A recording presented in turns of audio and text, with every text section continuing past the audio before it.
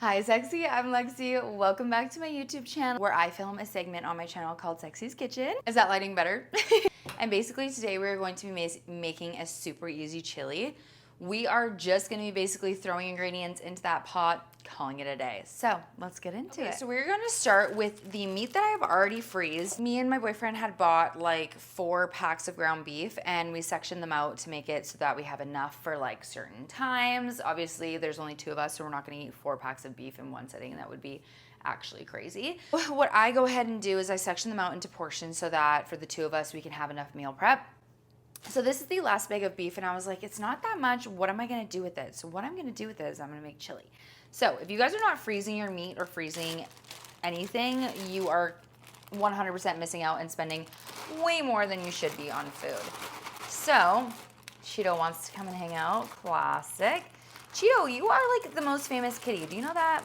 Obviously he's not the most famous kitty. I know that, but pretend for its sake, okay? Okay, so this beef is already cooked, so you don't have to be super careful with your hands or anything like that. Look at this. It's so easy. You guys, Crockpots are the freaking best. My boyfriend's mom got me my Crockpot set and I love it. It's literally the best thing ever because you can just throw it in there and call it a day. Like you don't have to do anything about it. You literally just throw it in the Crockpot. We just stirred that up. Now what I'm gonna do, because it's not an entire packet of ground beef, I'm going to add in, this is about 1.5 packages of mushrooms. So I love mushrooms. The texture is amazing. They're just an extra source of protein. And you guys, this is now like perfectly full. Oh my God, I'm so excited. And obviously mushrooms are like a little bit more better for you because they aren't just straight fatty. So there we go, there we have it. Those are in there. Cheeto is really one of a kind. Next we are going to put in here is our onions. So we'll just chuck that in there. Onions, spices, you guys already know are the #1 way to go about making food. Everything is better with spice and everything is better with ingredients like garlic and onion. Obviously some people are garlic sensitive and same with onion sensitive. So it makes sense why they wouldn't add it in there. However, I am not, neither is my boyfriend, so we love to add them in there. I'm going to add beans. I don't love beans, however, it's like a main part of chili, so they have to be added. I'm gonna drain the beans because I don't want the bean flavor in there, like, gross. Like, I don't know. I've just never been a girl that likes beans, and I don't think I ever will be. I don't know. I don't find them appetizing all that much. Like, I know they're not the worst things in the world, but like for me, I'm a texture queen. If you guys have followed me for a long time, you probably know that I am a texture girl. Oh, nice. Okay. Well, these are chili beans. So I was gonna rinse these off, but I'm actually just going to dump them. I don't care that I just got rid of the juice.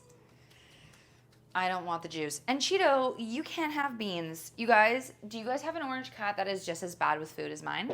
Because me and Grayson's cat is literally crazy. Booyah, in go the beans. I only did 1 can of beans. This chili, I usually will do, in my chilies, I'll usually put celery and carrots as well. Maybe I will put some celery in here. Yeah, I'll put some celery in here. We're going to add celery in there. Again, I am going to my handy dandy freezer where everything is amazing, where I had extra celery. So I chopped it up and put it in the freezer. So now I'm just going to add half the bag into here. Booyah. So we get some extra fiber going. I'm not gonna add carrots because we're already gonna be having carrots this week with one of our other meals, so it's just not necessary. Give that another little stir.